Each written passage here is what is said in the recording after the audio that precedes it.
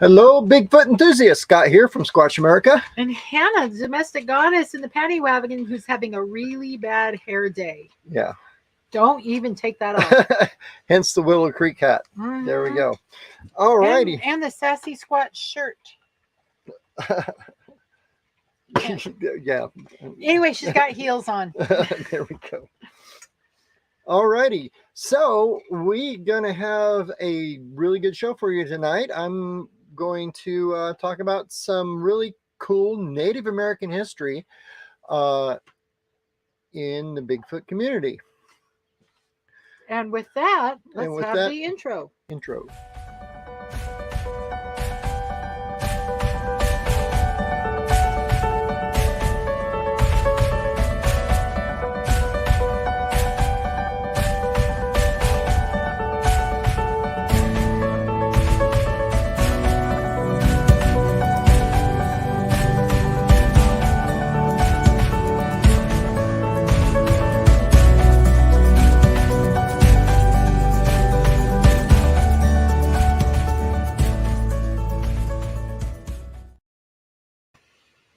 All right, cool. What did you guys think of that new intro?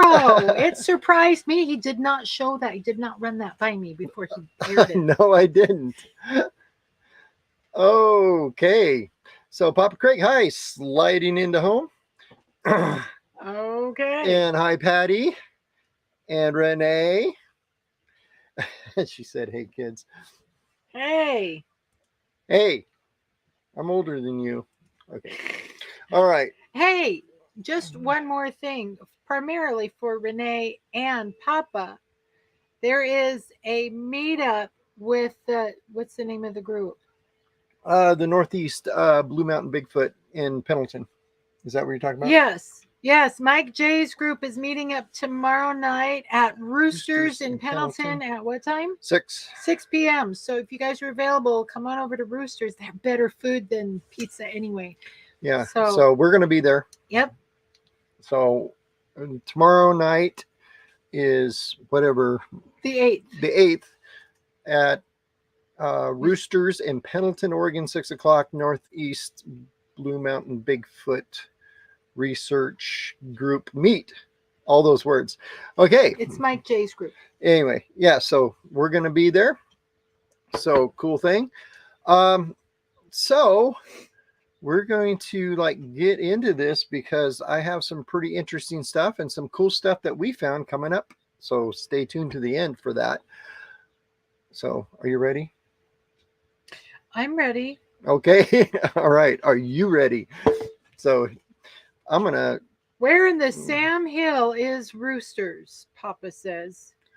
Roosters is. So get off that, the exit that goes up the hill towards Walmart. Is up there? Yeah. No, it goes away from Walmart. Okay. Anyway, you go up, but you get off that. It's the exit that goes toward the D&B Supply, and it's up the hill. Yeah, you go up the hill. Anyway, I was gonna say it goes towards the house I lived in when I was in 2nd grade, but you don't know where that is. So anyway, you just put it in Google Maps or something, it'll take you right there. Yeah. So he said, never mind, I'll Google it. Yay. Good. Yeah. So anywho, I'm looking for Renee, the right button. Tell your hubby that he has to come because we want to meet him. Yep. Cool thing. So a lot of times in our talks in our show, we've alluded to these, let's see if I can get it to work, these Native American pictographs and stuff, and I've talked about them a lot. Artwork. And I thought maybe we'd just do a whole show on one finally and get into this. Might as well use that flipping degree degree I have for some reason. All right. So anyway, you come from the whole community of fine arts. Yeah. So let's see. Can I do my pointer? Laser pointer. Ooh, can you see that? Yep. Okay. All right. So these are just a sampling of the Native American rock art that's found everywhere, and masks and pictographs and petroglyphs and rock carvings that are depict the Bigfoot in the Bigfoot world, in the Native American world. But I'm going to kind of hone in on the Northwest Native tribes, and I don't want to miss anything, so I have a list. All right, um, So we're looking at the Tlingit. the Tlingit Indians. When I had it, the Bella Bella, the Bella Coola, the Chehalis, the Upper Skagit, the what's that? Quatl, Quat. I can't ever. Quaquatol. Quaquitol. I can never say that right. Sorry. The Chinook, the Clackamas, and the Nehalem, which are all up here in the Northwest, On the coast. On the coast, basically. Which I might add, we're back in Baker right now, in case you didn't know, for a few weeks. Anyway, so we're going to look at this guy here. Has a very interesting background, and what I'm going to do. Oh, Pop Craig, he worked with them. Okay, I was awesome. engaged to one of them. Yeah, Anna was engaged. Okay. I was in a cross-cultural experience. Yeah. So we're going to talk about this guy, and I'm going to let the natives tell you his name. You've probably heard a guy? It's actually not a guy. I don't think Okay. so. It's a little droopy there. So here we go. If this works. Okay, this is a Zunichua mask. It's carved in red cedar. And the Zunichua, there's so many versions of this great ogress. But she wanders around in the woods and she collects children. Zunichua, the wild woman of the woods. I have a legend of Zunichua, which was he always told me by one of my elders. And she's a giant ogress that comes dancing into the house. Children are bad. They would always tell the children that the Zunichua was coming to get them. And if you could outwit her, she can bring you great wealth. And the Zunichua within dances, there's seen many dances where a Zunichua danced with a basket on their back. And a lot of times, she's a very hairy ogress, so even though she's got a goatee here, it does represent a woman. And she would go down to the village and pick up the children and throw them in the basket. And the other mask here, and it's referred to as a geacham, and this is the male version of the Zunichua.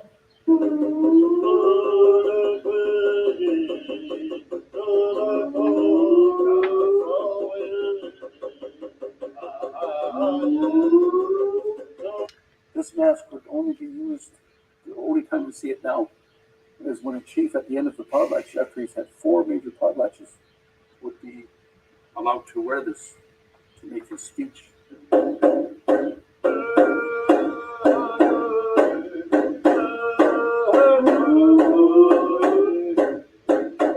it's a very important mask. It's a mask that you don't see a lot of. And this one's carved in red cedar. That mask there, the geacham, is carved in alder.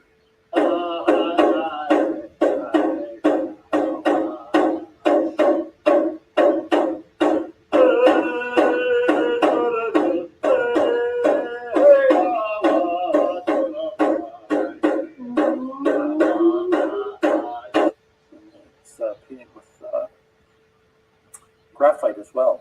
This just gives it a little bit different finish. They both have horsehair on them, and one's a female and one's a male.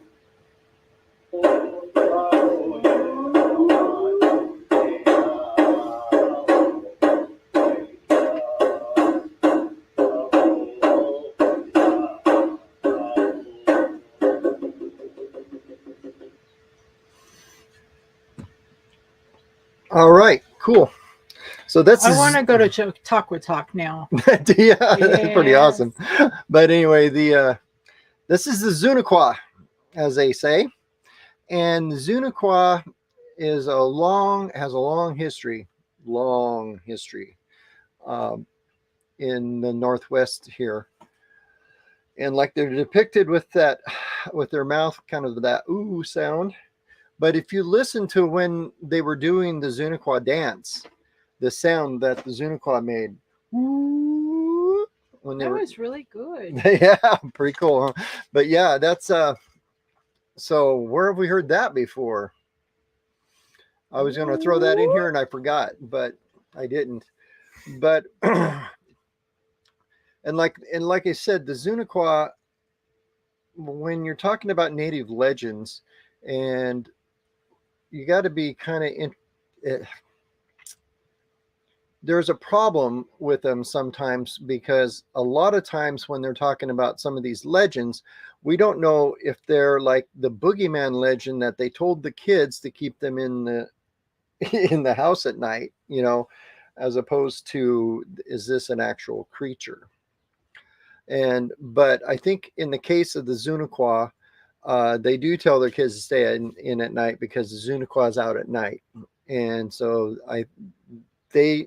from the natives I have talked to in this area, and and other areas, they fully believe that the Zunichua is a real creature, and they were mimicking the sounds it makes when they Okay, do that. let's go back to that. Let's address something really quickly.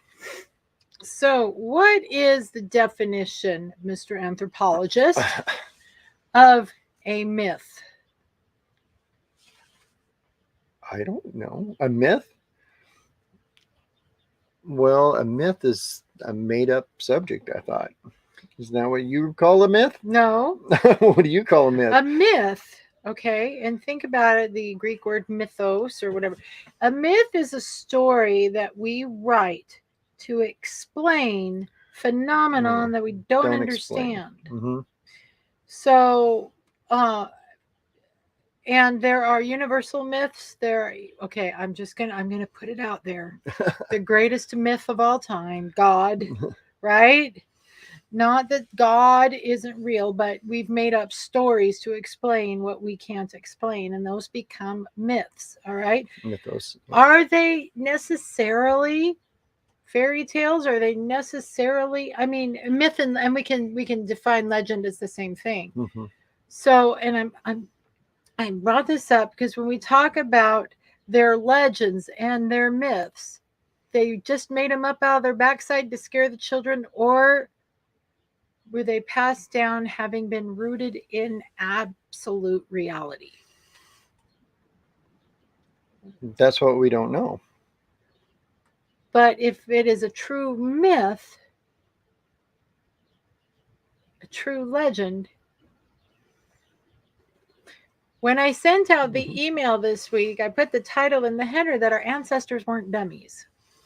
Meaning that they've had legends and all that you're talking about for thousands of years, which means for thousands of years they've been having real experiences and real encounters that they are wrapping human language around. Right.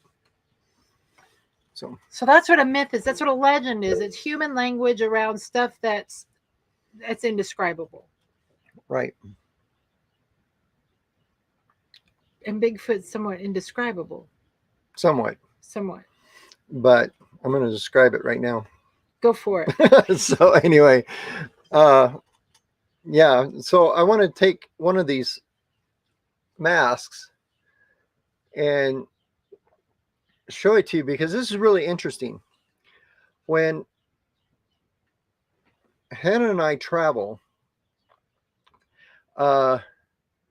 we stop at a lot of sometimes sketchy little places, tourist traps, and we happened to stop at one the other day, going up the west coast, out of California into Oregon. There's this place in Klamath, I believe it's Klamath, California, not Klamath, Oregon, but at Klamath, California, called the Trees of Mystery. And it's in the redwood forest, and there's a lot of really cool redwood trees there, and it is a beautiful place. You can hike through the trees, and that's pretty awesome. We got all our daily steps in there really easy. Yeah, it's a beautiful time. I remember going there when I was a kid, and when we drove by it, I was like, oh my gosh, that's Babe the Blue Ox. and we needed to go there just so I could relive my childhood. But inside there, they have a native run, Family owned. family owned, native run. It's been for 75 years, I believe. The same families run it, and they have a Native American museum in there, which is another cool thing. And not just the local tribes. I mean, they've got artifacts and displays representing like the entire North American continent. Right. There's not just it's not Even just down into local South natives. America. They had some Aztec stuff in there. Yeah, they have stuff from all over. So this mask was literally in this museum. This is a photo that I took of the mask in the museum, and it's a Zunichua, and so I mean they actually had Bigfoot in this museum. This wasn't the only mask. There was 2 others, but it wasn't the Zunichua mask. But there was 2 other like Bigfoot masks in there. But the Zunichua's, particularly because of the pursed lips, is that's why we know it's a Zunichua. So it gives it that nice hollow sound, by the way. Yeah. So this legend and this name, though they do have some other names for them,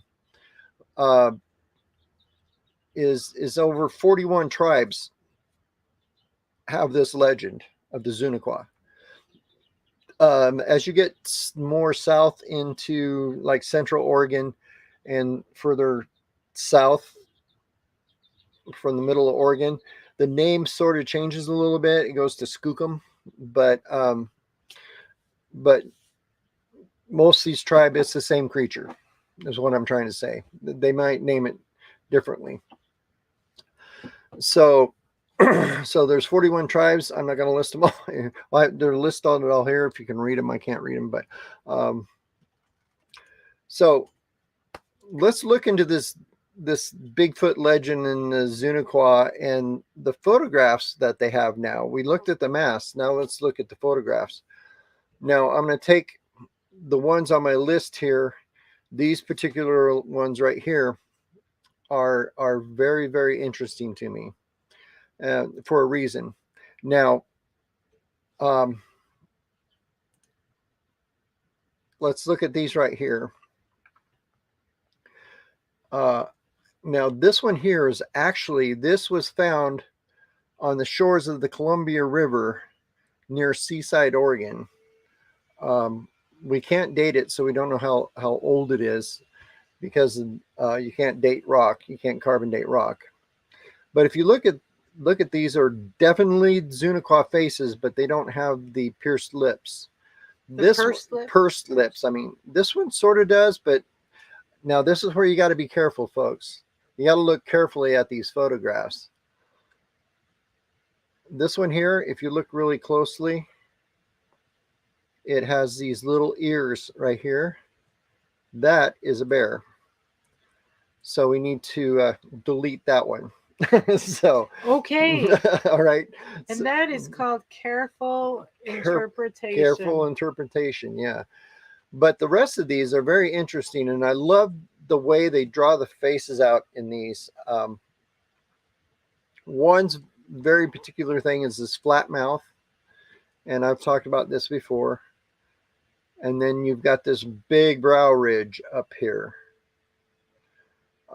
They all have a big brow ridge. Right. So if we look at, like, this is the photo I took with the big brow ridge of the Bigfoot, the nose, the flat mouth, and of course this is that's Yvonne Endersby. Yvonne Enders. I tried to remember her name. Yvonne Endersby drew this, and she's got the brow ridge and the little nose and the flat mouth. It looks an awful lot like the one right next to it. That one. Yeah, it does. If you compare these two. So let's take some of these other photos and look at these. These are really, really interesting. This one here always confused me a little bit. It's definitely got big feet. And the way the head is carved, we're going to get into that a little bit later. but we'll talk about that with this one. But it's definitely got big feet, but it also has a bow. So I don't know how to interpret that. Other than it might be a Bigfoot using weapons, or maybe a native with big feet. So we got to, you got to be careful interpreting these. And how many people have we run into in our travels who says, "Oh yeah, my nephew's nickname is Bigfoot because it's Yeah. So, but these other ones are most definitely. Now the sheeps always represent hunting, by the way, in case you didn't know that. It's not pretty much representing a sheep. It's representing game. So if we did take these here are some of my favorites. Now these aren't necessarily all from the Pacific Northwest. No, these are not all Pacific Northwest. No, they're not. This one in particular, this is your favorite. Is my favorite. My second favorite. Because anyway, if you look at this, you've got this dude here. I've got him highlighted in this photo. This is basically your Bigfoot. And we know it's not a human because right next to it is a human riding a horse, where it's a native riding a horse with a bow, or an atlatl. I'm not sure, but and we also know that is not a female. Right. We also know it's not a female. Yeah. A lot of Native American pictographs are very gender specific. So they had gender. Yes. So anyway, so if we look at the face here, you can highlight this big brow ridge, the little button nose, and the big flat mouth. And then it does not have a conical head. No, it doesn't have a conical head, but you notice the size difference between this and the native next to it. It's taller than the horse, the guy on the horse. And then there's some footprints over here. They're kind of faded out. You can't really see in the photo really well. So that was one of my favorites. Another one of my favorites is, of course, this one here. This is actually outside of Porterville in the Tulare, I think that's the name of them, reservation. So this is probably one of the most iconic Bigfoot pictographs in the world. And this is what it looks like if it was drawn out. Yeah, Patty says that's my backyard. Yeah, it is. It is her backyard. Yep. So if you can see this drawing overlaid on the actual thing, it's really, really close. They did a really good job. So little known fact, in our last house, we had a reproduction of that pictograph in my man cave. Yeah. Yes, I had that painted on my wall in my man cave. Yep. But if you look close, here we got Daddy Bigfoot, Mommy Bigfoot, Baby Bigfoot. We're just missing Goldilocks. Yep. So this actually tells a very intricate story. It talks about the Bigfoot. Then it talks about this here is a hunting party. And they have a man down. I don't know why, but they depicted they lost one of their people. And so, but they don't have any particular thing sketched out saying what it is. It might have been like there somewhere, but it faded out over the years. And we're going to get to that later. This right here, it looks like a peace sign. It's not a peace sign. It's not a peace sign. Nope. What is it? Well, it looks like a windmill. Kind of does. It actually depicts a trail. Okay. Where three trails come together. These depictions are everywhere. Probably the most common Native American pictographs you find on rocks and stuff while you're out hiking in places are generally trail markers. Go this way, go that way. This trail meets up with that trail. Water's just over the hill. Go up, go down. Stay out of here. Stay out of here. Stuff like that. That's the most common depictions because they put up road signs. Why wouldn't you? You know? So now these figures are very, very interesting. These are stick figures. Stick figures always denote danger. They're kind of a ominous warning, basically. So this having stick figures on it is a warning of the Bigfoot in the area. These careful. Also do not have conical heads on them. No, they do not. Which what? Lockbeard, we've been talking a lot about you this week, buddy. Just saying. Yeah. He says, I think people push the conical head because they thought it is an upright gorilla, so hoaxers included that in detail in their nonsense. Not convinced by any Very images much of this claim. And honestly, humanoid maybe it's not a conical head. Maybe it just blends into the trees because it's so big. Yep. Now this depiction here is a footprint, and this is a spring water. So does it mean walk that way to the water, or? And if you notice, they have the depiction of the goat of game next to the spring, but they found Bigfoot tracks next to the spring, which was next to the game from the hunting party. Okay, now this is the part that's going to get you. It's going to shock you. Here we go. These things right here. This tells me a lot. You know what? You should leave them hanging there. Leave them hanging because there? It's time. It's time. Okay, we're going to go to a commercial, and we'll be right back. What are we doing? There we go. Hey, honey, are you at all worried about the future? A little bit. Well, I don't blame you. It's a little crazy out there. And if you're worried about the future, I don't blame you either. Friends, we now live in a very dangerous world. The unthinkable could happen at any moment. When it does, get ready for global supply chains to break down quickly and for there to be a run on stores. That means the smart thing to do is prepare for the worst today. You need emergency food to get you through whatever happens next. And we highly recommend My Patriot Supply, America's largest emergency preparedness company. Orders over $99, get free shipping, and your order ships in unmarked boxes to your doorstep. This is something every American family may soon need. Click on our affiliate link below, but do it now. Don't be a victim.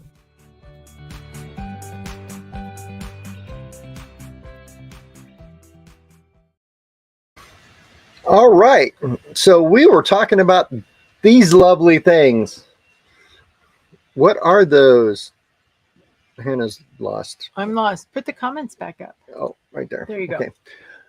These lovely things are what is known as dun dun dun. I'm trying to click it. The atlatl. Now, what is a atlatl? It's a stick, but it's a stick with a certain design. If you see these atlatls on this side over here, you've got the long stick, which sometimes they are curved like these are. Then you've got the handle down here, and you got the two loops on them. These have the loops on them. Those are for your fingers. To show you how that works is just like this.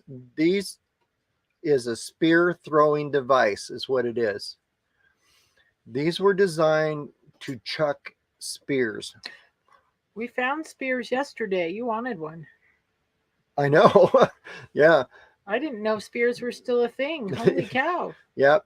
So this is how the atlatl is used. It uses it. What it does is it adds a extension to your arm, so you've got more throwing force, a longer lever.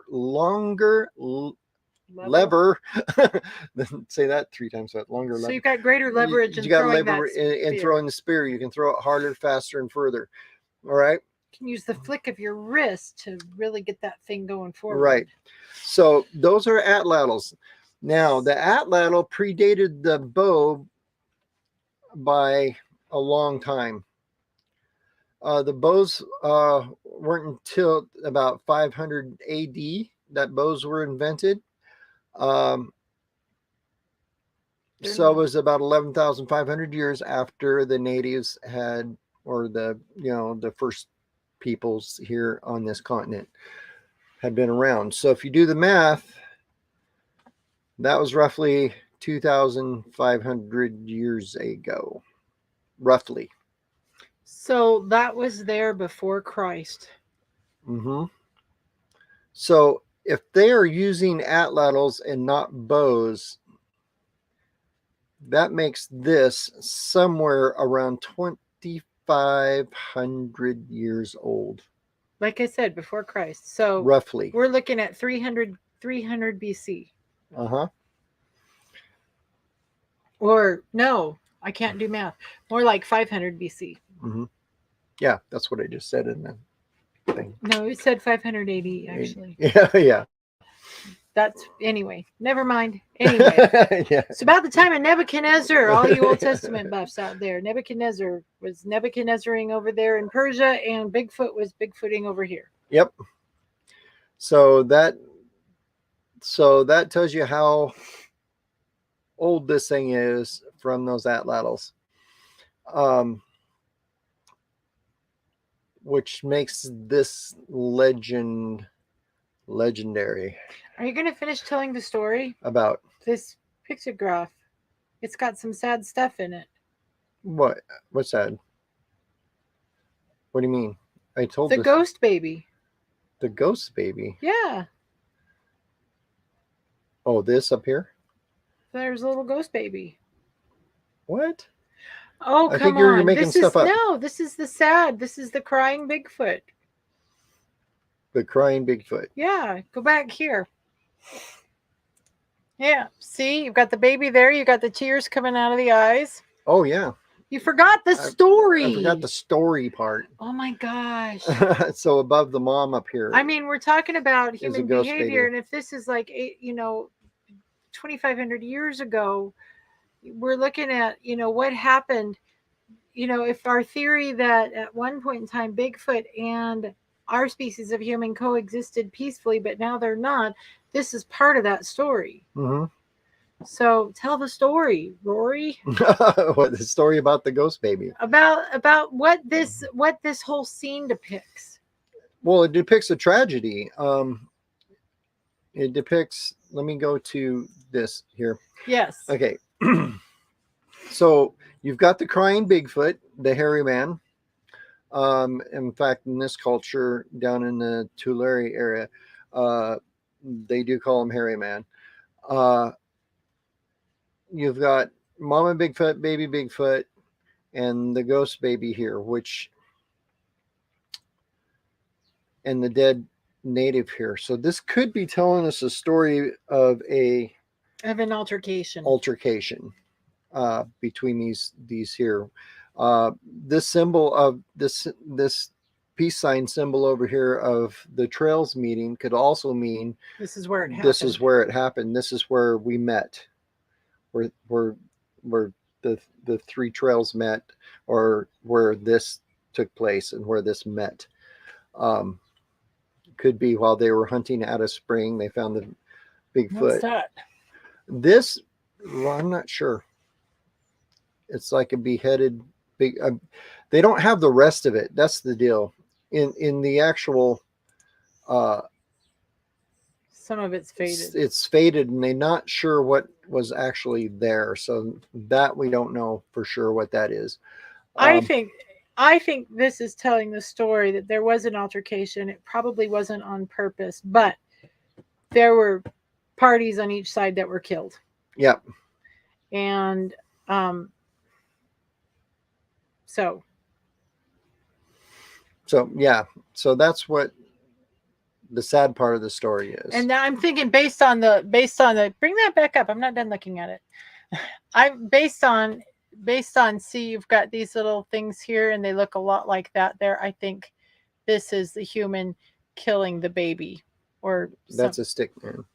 This is a stick man. Mm-hmm. What is stick man? Evil. Okay, so this whole thing is an evil altercation. Yeah, there you go. That's Hannah's interpretation, and she's sticking to it. It was the devil's fault. It was the devil's fault. Yeah. That's it. Oh, that's a rough one. I always cried. That's a very disturbing image. It was always disturbing. Yeah, this whole pictograph is very interesting. But it is, in real life, to be honest with you, this Bigfoot is 8 feet tall. Yes, and they had to stand on something to paint this. Patty says that's not far from where her husband had his sighting. Yeah. The sighting that he doesn't talk about. Yeah, it's the same area. Yeah. Yep, because Patty and I talked about that. Yeah. Damien wants to know, why is it evil? Why is Stickman evil? Why is Stickman evil? It's just the natives' interpretation of the drawing. It's like maybe I shouldn't have said evil. It's more of a warning sign. It's like seeing a sign that says danger, basically. Is it like a skull and crossbones? It's kind of like a skull and crossbones, basically. Like the poison control sticker? It's the Native American version of that. It's the long little legs, little arms, long body is a depiction of a danger, basically. And we're going to get into that a little bit here in a minute. Okay. Hey, Renee wants to know if it's possible if that little one is actually riding on Mama's back. Oh, it could be. Oh, that would make me a little bit happier. A little bit. So when you're out and about in the woods and you happen to see petroglyphs or pictographs, take pictures. Let me see them, because that was what actually my favorite thing in Native American cultural studies that I did was the pictographs. We've got a closet full of books in our camper of pictograph depictions and interpretations and stuff like that. In fact, I'll just tell them, I emptied out my collection of classical piano music so that he would have room for his Bigfoot books. Yeah. Yeah. So we're going to get into something that Squatcher Pete, my Squatching partner and compadre here in Baker City, Oregon, Pete Nelson. And yes, Papa and Galen, we are back in Baker right now. We're here till the 28th. Yep. Speaking of that, while he's switching slides, if you go to our website, squatchamerica.com, you'll find a couple new things, including I have updated the event calendar. So you will be able to go to the event calendar right now and see what our schedule looks like for the next 3 months. Yeah. If you see something there and you click on it, it'll give you details of what we're doing. All right. Where we're going to be, how long we're going to be there, blah, blah, blah, blah, blah. Do we have Messenger, as in Facebook Messenger? Of course we have Messenger. Yes, we do. Friend us on Facebook, for crying out loud. Yep. So we're going to get into these pictographs, which is very, very, very interesting. I was talking about Pete, my Squatching partner. He just a couple months ago ran across these pictographs right here outside of Baker City, between here and a place called Richland. He and I are going to get together and go up and actually do all the measurements and the drawings and what all the archaeology stuff to document these here in the next week or so. But Damien, before you continue, Damien, Squatch America on Facebook. Yep. And you can friend us from there. Yep. Okay, so I don't know if you can see these. You've got 3 pictographs here. I'm going to take this first one over here on this side, and we're going to look at it first. Here's an enhanced picture of it that kind of gives you what I do is just increase, in case you want to know, you just take the photograph, increase the saturation rate of color, and it'll make the colors pop so you can get a really good look at it. But we have this symbol right here. This symbol is, like I said, most Native American symbols are traffic, are traffic signs, basically, that tell you what to do. This is a depiction where if it starts down here, the arrow goes up, or vice versa. You can turn this around. It doesn't matter. There is a circle with a line up and a line down in this area there. Now, that's another thing. You need to know what the depictions are for the tribes in the area that you're in, because they might have the symbol here for this tribe, and that might mean something else down south in another. What, you mean they had dialects too? They had dialects. And slang and colloquialisms? Yep. And... Wow. Yep. They had whole different languages. So there's that. So, yeah. Just so funny how humans are humans no matter where you go or No when matter they go. what. Amazing, huh? So this basically means avoid this area. That means go around to the left, go around to the right, but don't go through. That's basically what this symbol means. Do not go through this area. Go around this area ahead of you. Native graffiti. All right, that Lepelin, I like that. Yep. So then the next symbol was not that one, not that button. This button was this symbol. Ooh. And where have we seen this before? This tall, skinny thing with little short arms and short legs. Like I said, not all the symbols look exactly the same, but these ones mean the same thing. I meant this is a stick man. Just a different depiction of him. Different artist. Same figure. What are you looking at me like that for? Okay. So if we know what the stick man is. So this area is no bueno. No bueno in this area. So we have the go around this area sign. We have the danger Will Robinson sign. And then we have this depiction. What does that look like to you? Did we just see that somewhere? So my next question for you is, when is Squatch America going out to this spot? As soon as Pete texts me back and we got a day. Probably Sunday. Slender Man. Mm-hmm. Yes, Renee, Slender Man. Slender Man was invented, what, 10 years ago, 12 years ago, anyway. But same concept. Here's the thing about myth, though. Myth is universal. It comes in different forms.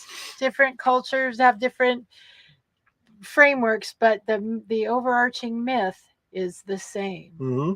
Exactly.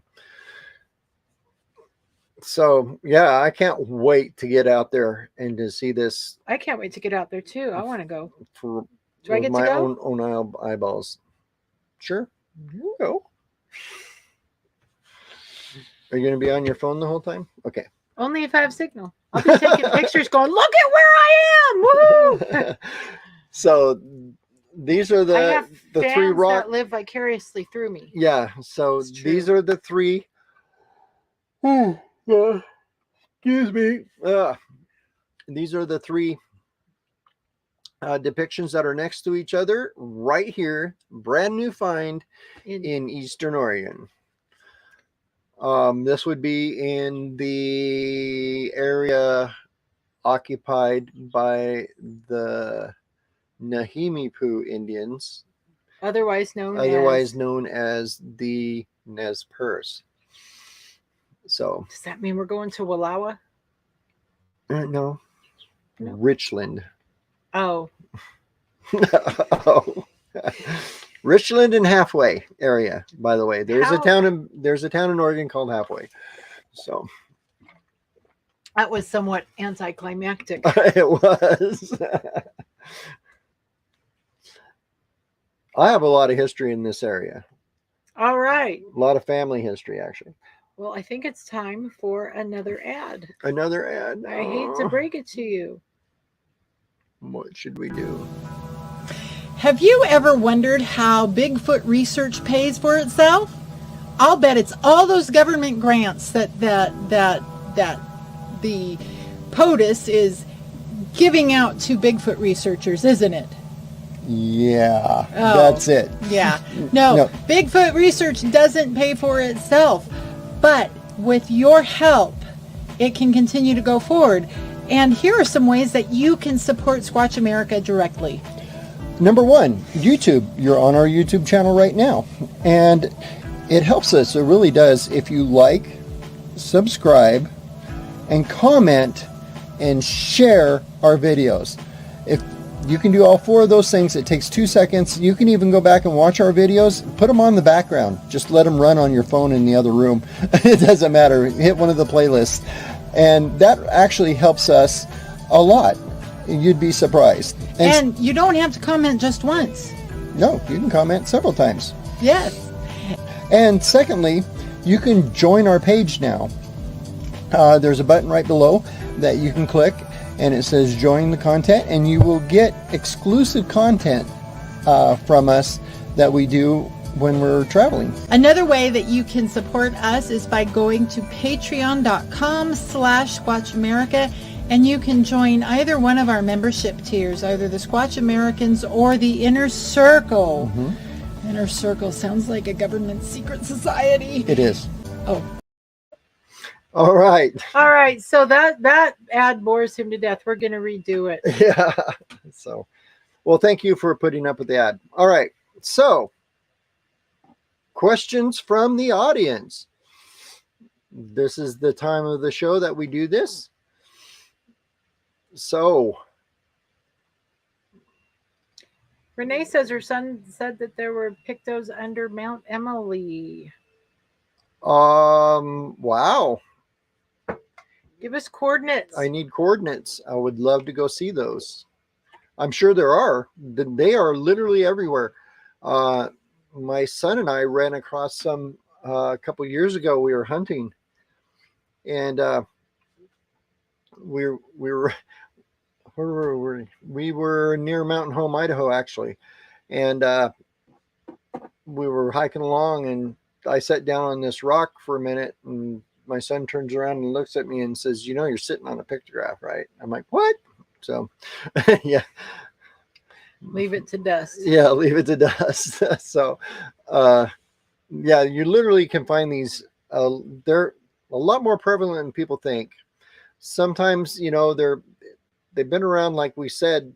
The one in California has been around for at least 2,500 years.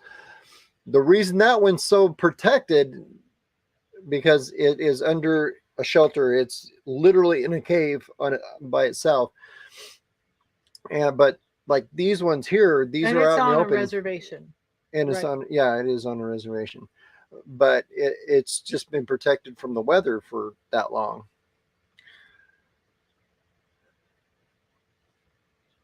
Oh, Joe. Joe. Yeah, right? Joe said he got his check from the government for his Bigfoot research, and it bounced.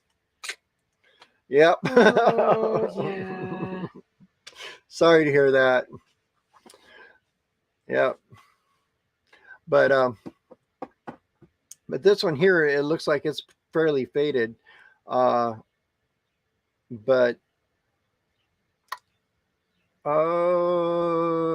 there's probably absolutely no way of dating that whatsoever. Is it just too weathered? Well, it's not just that it's weathered. It's like there's nothing to carbon date. It's probably, I'm trying to think, what did they use for paint for that? Would that have been? They would have used dyes made from plants. Nope. No. No, That's the only thing they could have used. no. Or other This raw. would have been probably a paint made from.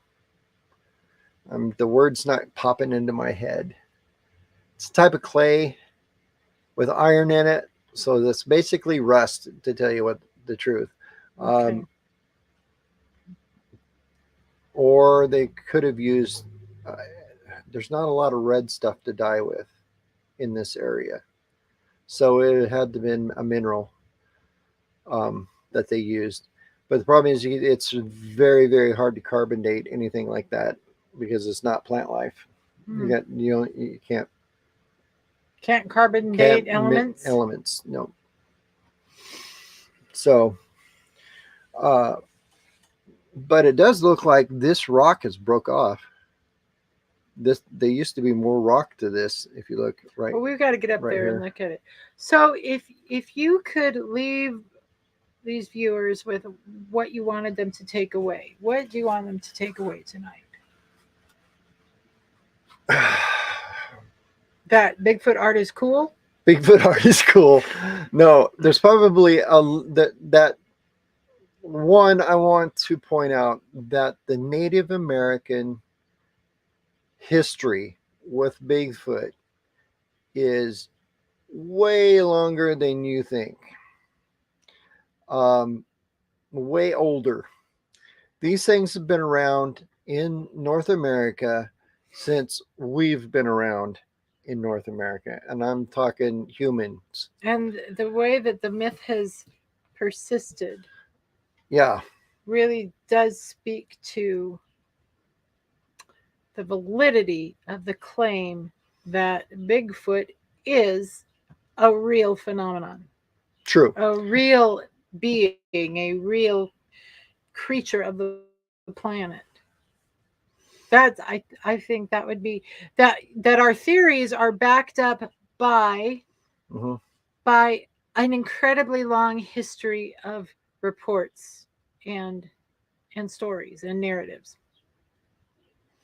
Red oak or dogwood? Yes, thank you very much. I was trying to think of those words too. Yeah, red ochre dogwood. That's something they could have used. I'm not sure how long that stuff lasts. Now, if I can figure that out, I'm sure somebody's figured that out. Keep talking. Okay. Just keep talking.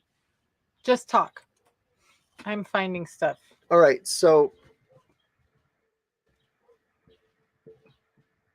I don't know. There was a thing I was looking at. I was going to answer anyway. But yeah, red ochre. I'm trying to think how long it lasts, and if we know how long it lasts, and if we can prove that this is red ochre, that'll be able to say it is at least, this old. So there's that. There you go, Damien. I put the Squatch America link on Facebook in the chat for you. Okay, there we go. Apparently the Paddy Wagon did too. Yep. Well, we're chatting on both channels at the same time. Oh boy. We're fancy. Okay. So Papa Craig said, so the Squatch phenomenon did not start in 1968 by people imagining stuff, or 1958. No, Jerry Crew did not start the Bigfoot legend. Or what's that other guy?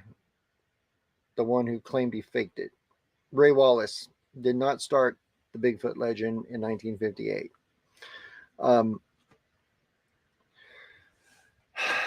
Yeah, so there's that.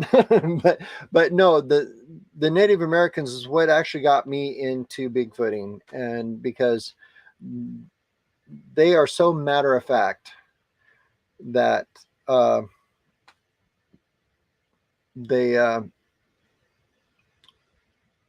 these legends go back forever. These dances they have that we showed earlier go back forever. These masks go back forever. In fact, there is a mask. I did not put it up in this presentation. But there is a mask that was found in Canada that is carbon dated to over 500 years old, and it's a Zunichua mask.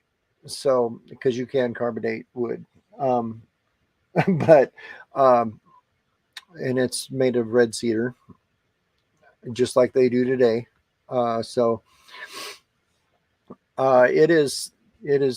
So that's at least 500 years that, the Tlingit Indians have known that these things are around. There's that proof right there. Datable proof, I'd say. Joe says that he's about to do a video of a Bigfoot encounter from 1917 in Texas. Wow. We have been working on doing a video reenactment. Yeah, we have.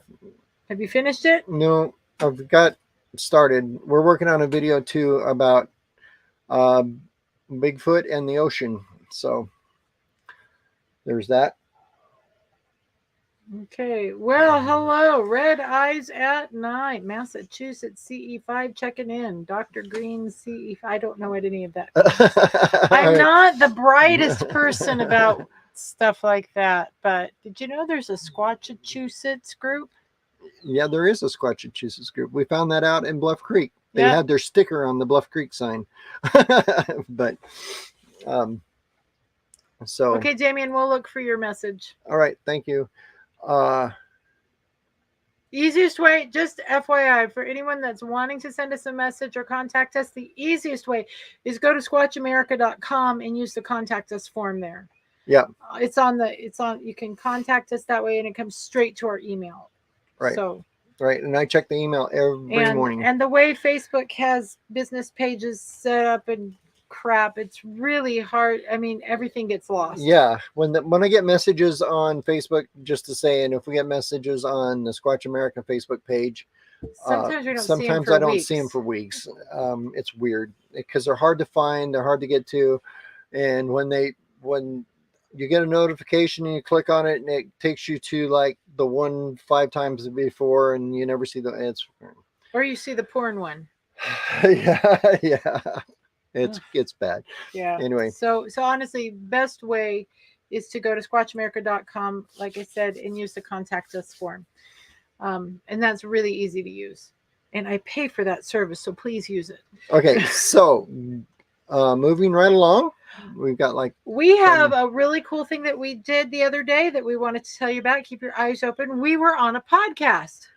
Yes. I don't think it's up yet. I don't think it's up yet either, but we were with Sam Kitchen. What was the name of his podcast? Type 471 is the podcast called. It's a weird name. It's called Type 471. With Sam Kitchen. Kitchen. We were on this with James Bobo Fay. Yeah. So as soon as that's up, we will be sending out a link in our emails for you guys to listen to it. But that was an awful lot of fun. Yeah. So yeah, we'll put a link up when that hits the airways. I don't think it's up yet. I can look really quick. I have a button for that. So nope, it's not up yet. It's not up yet. We had a great conversation with him and with Bobo, and what was funny is when we met Bobo, we were still Blue Mountain Bigfoot Research. Uh-huh. We had not become Squatch America then, but he remembered us nonetheless. Why? Because of our truck. Because of the truck. Yeah. Because of the Squatch Mobile. But anyway, he's just good people. Dr. Greer's CE5, the fifth kind of ET encounter, which involves two-way communication with aliens. All right. So now you know what CE5 means. Yes. Yay. I will probably forget that. But, yeah. But thank you, Lockbeard, for pointing that out. I would love to know more. So, little known fact, it wasn't until I married this guy that I had any exposure to anything about anything outside of human anything. I was very sheltered from any. Okay, so I knew what vampires were and I knew what all that stuff was, but as far as Bigfoot and aliens and and like other dimensional stuff and all that. I had no clue that any of that even existed. I was very sheltered growing up. Fantasy was not part of my life, and neither was anything outside the human paradigm. All But right. And Dale likes my mug. I was talking about aliens. I know, but Dale just said he liked my mug. Okay. And Scott had the when we got married, I discovered he went to sleep every night listening to Art Bell, and that's where I learned about all this stuff. Was from the never to be matched Art Bell. Yeah. And one day Scott said, "I think you're a Pleiadian." So I'm going to throw that out there. Do you think I'm a Pleiadian? Yeah, she definitely is a Pleiadian. Okay, but anyway, so that has nothing to do with Bigfoot. I know, or my mug. Yes, it's a nice mug. Dale and Denise got us those mugs when we went Dale to got me Maine. this mug. That's why he thinks it's nice. Hey, I am fond of moose. So coming up, before we get off the air here, we're almost out of time, but in fact, we're over time as usual. I found out that I cannot reload these if I go over the hour. Thank you, StreamYard. Whoopsie doodle. But anyway, so coming up tomorrow, we're going to be in Pendleton at 6:00 at Roosters for the meetup for the Blue Mountain Bigfoot Research Group with Mike J as the lead of that. Probably see Renee there. And we leave Baker City on the 29th of this month. You can go to squatchamerica.com/events and see where we're headed. But if you know anyone, we know someone in Colorado. Yeah, we are going to go do some squatching in Colorado. Then we're going to go hopefully meet up with the Squatching Cowboy down there. We're going to be at Lake Texoma Campground, which I forgot what town that's in. And then we're going to be... hey, John, it's so good to see you. My gosh, John is on. Yeah, so so we're going to be there wherever the Lake Texoma is, and then we're going to be at Lake Tawakoni for a month, Joe. So we'll meet up with you down there. Rika's Rise and Shine, best coffee shop in the South. So then we're going to be headed over to Falk, Arkansas for the Falk, Arkansas Fest, June 18th. And then we are headed to Salisbury, Tennessee. No. Morristown, Tennessee. No, we're going to be camping in Salisbury. Well, we're going to be camping in Salisbury, and then we're going to Morristown, Tennessee for the first annual East Tennessee Bigfoot Festival. If you haven't seen the ads, take a look at them. We're going to be there with Turtle Man and with what's his name? Byron Cherry, otherwise known as Coy Duke, the little known Duke brother that came in when the two big Duke brothers went on strike. Yeah, so with one of the Duke boys, and we'll also be there with Mountain Man from Duck Dynasty. So lots of people. I'm sure there's going to be barbecue down there too. So yeah, so we're going to be there in Tennessee, and then we're headed to North Carolina for a little bit after that. And maybe Virginia. Do some squatching down there. And Florida. I want to go to Florida. Yeah, there, Prepper Nation. When we're headed your way. We're going to be down there. John, I will make you the best cup of coffee you ever had in your life. Exactly. Yes. So, and we'll probably have the Squatch America coffee when we get there. So. All right. So we are way over time. We've got to go. We will. So as always, thank you so much for watching and for putting up with our antics. Remember, our job, I've got to go slow because he lost the card. Our job is to. I did lose the card. Hold on. Oh, I got it. Oh.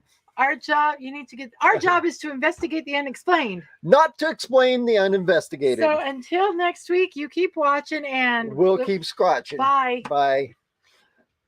Oh, I got to press the button too. I lost that card too.